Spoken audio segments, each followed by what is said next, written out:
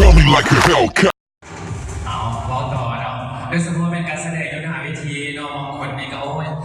การย่างการเดินเนาะแมนถูกบัดก้าวให้มันเป็นในนามศิลปินโมเมนต์ที่ย่างพูดบอกต้องย่างตามจังหวะของดนตรีเนาะอาจจะไม่ค่อยแบบโยกไปตามจังหวะของเพลงเนาะหรือว่าซาการคอยย่างซึ่งไปเนาะและการทัวร์ห้องเพลงอีกบาทหนึ่งเนาะการห้องเพลงนี่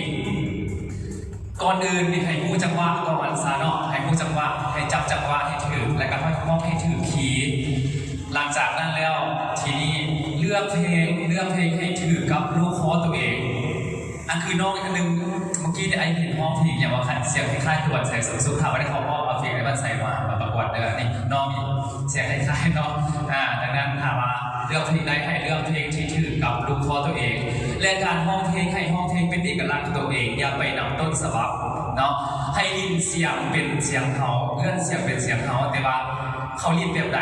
เขาเก็บลูกเอื้อนลูกลิ้นให้มันได้คือเขาหรือว่าม้วนคนเขาไปให้ดีเนาะอันนี้เขาแนะนำเตะย่าไปนำเสียงเขาเจ้า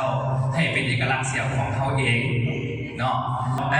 ขอฝากไว้เราพูดที่ว่าได้เป็นตัวพยายามซ้อมหลายๆบอกให้เป็นกึกกะคือเมื่อกี้นี่บางคนในมองเพลงลืมเนื้อบ่ได้แบบนี้ต้องมีความพอใจกว่านี้เนาะแล้วก็เพลงก็ให้ซ้อมให้มันถึงดนตรีหน่อยนึง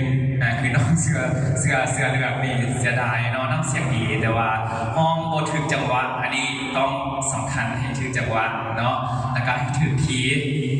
ฝากไว้ผู้ที่ได้ไปต่อให้ซ้อมหลายๆแล้วผู้ที่ว่าไม่ได้ไปต่อก็ขอเป็นกำลังใจให้ไปซ้อมอีกเวทีหน้าอย่างมีโอกาสอยู่เนาะไปซ้อมภาวะบางครั้งในด้านนี้เนาะเพราะว่าศิลปินก่อนที่ว่าจะก้าวมาเป็นศิลปินนี่มันก็บ่ได้ยากและมันก็บ่ได้ง่ายเกินไปดังนั้นขอให้ทุกคนตั้งใจและขอให้ทุกคนโชคดีเนาะขอเข้าใจในต้นโพสุนัขเคนและนับต่อไปขอเชิญเรื่องแตงโมเนาะสายสวรรค์เนาะ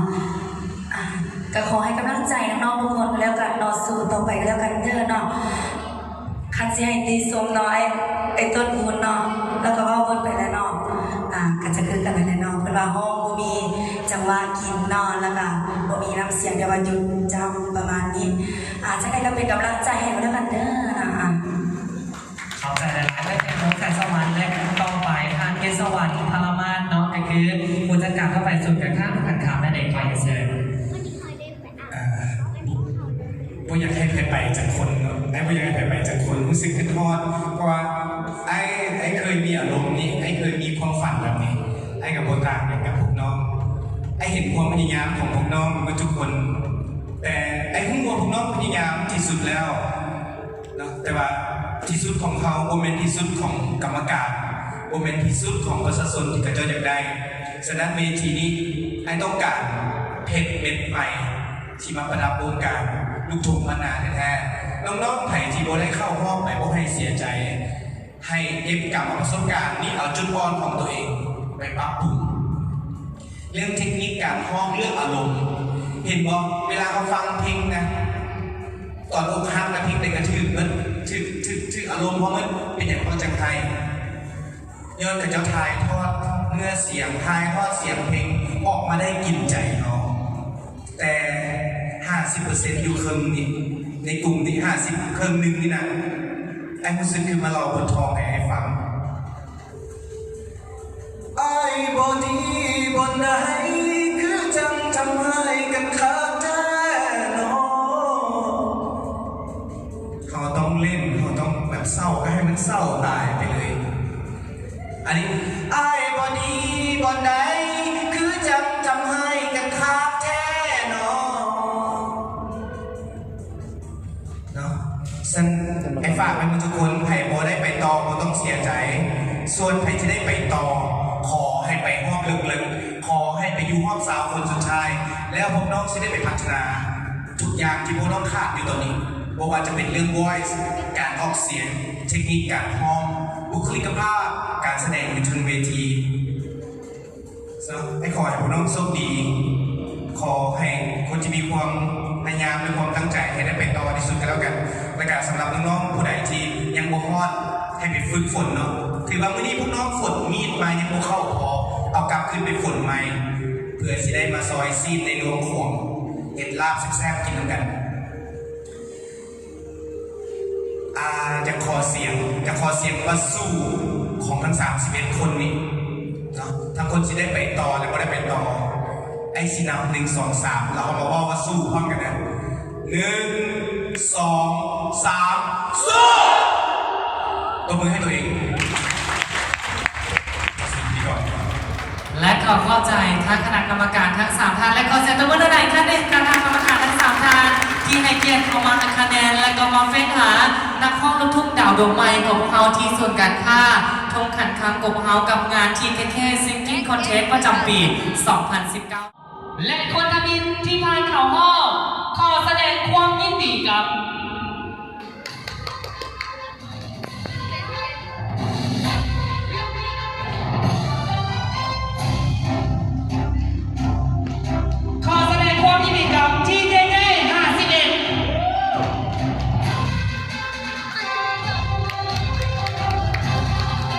และก้าวเข้าสู่คนที่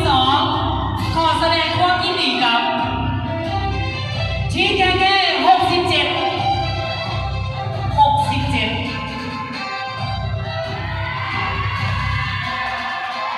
และก้าวเข้าสู่คนที่3ที่มาเข้าห้อง3คนสุดท้ายขอแสดงความยินดีกับที่แก่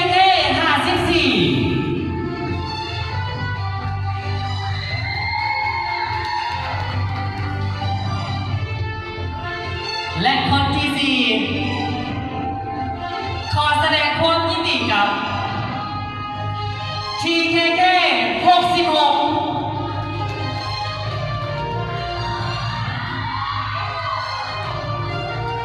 และก้าวเข้าสู่คนที่5ที่ผ่านเข้าห้อง3คนสุดท้ายในห้องเซมิไฟแนลขอแสดงความยินดีกับ TKK ไหนทางด้านลง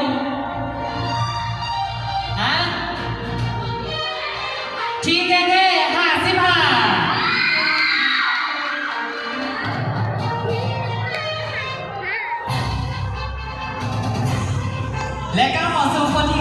6ขอแสดงความยินดีกับที่แน่ๆ63และก้าวเข้าสู่คนที่7ขอแสดงความยินดีกับ TKK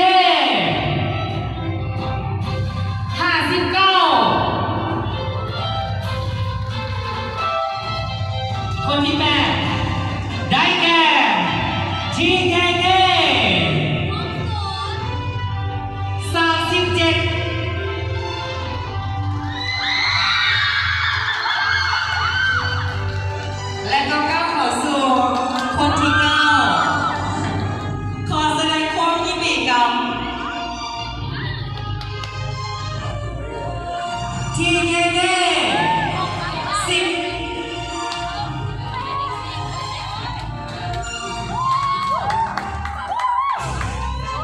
และก้าวเข้าสู่คนที่10ขอแสดงความยินดีกับ TKK 65และก็คนต่อมาขอแสดงความยินดีกับ TKK 64และก้าวเข้าสู่คนที่12ขอแสดงความยินดีกับ TKK 56และคนต่อมาคนที่13ขอแสดงความยินดีกับเป็นรักษาเนาะ แต่ที่มีรักษาขอแสดงความยินดีกับ TKK 34และก้าวเข้าสู่คนที่14ขอแสดงความยินดีกับ TKK 01และ สู่คนที่15ขอแสดงความยินดีกับ TKK 42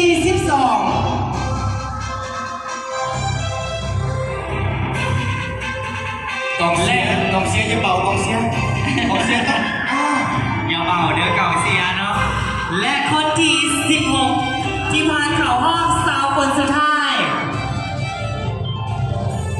ขอแสดงความยินดีกับ TKK 70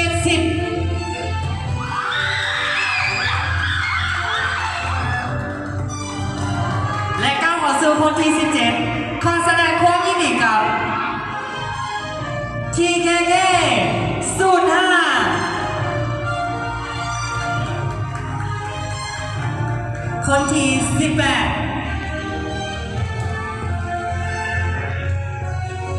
ขอแสดงความยินดีกับ TKK 24ตอนนี้ผ่านไปแล้ว18 คน และยังเหลือเพียงแต่2สปอตสุดท้ายเท่านั้น ที่จะให้อีก13 คนเข้าไปครอง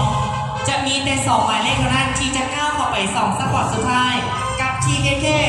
Singing Contest ประจำปี 2019 คนที่19ขอแสดงความยินดีกับ TKK ได้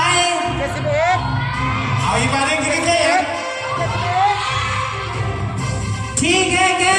71เฮ้ยเนาะก้าวเข้าสู่คนสุดท้ายแล้ว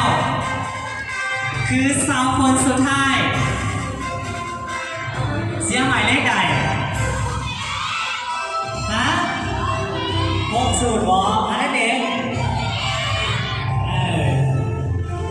และคนที่จะก้าวเข้าสู่คอสปอร์ตสุดท้ายก้าวสู่สาวคนสุดท้ายของ TKK Singing Contest ประจำปี 2019 ขอแสดงความยินดีกับ TKK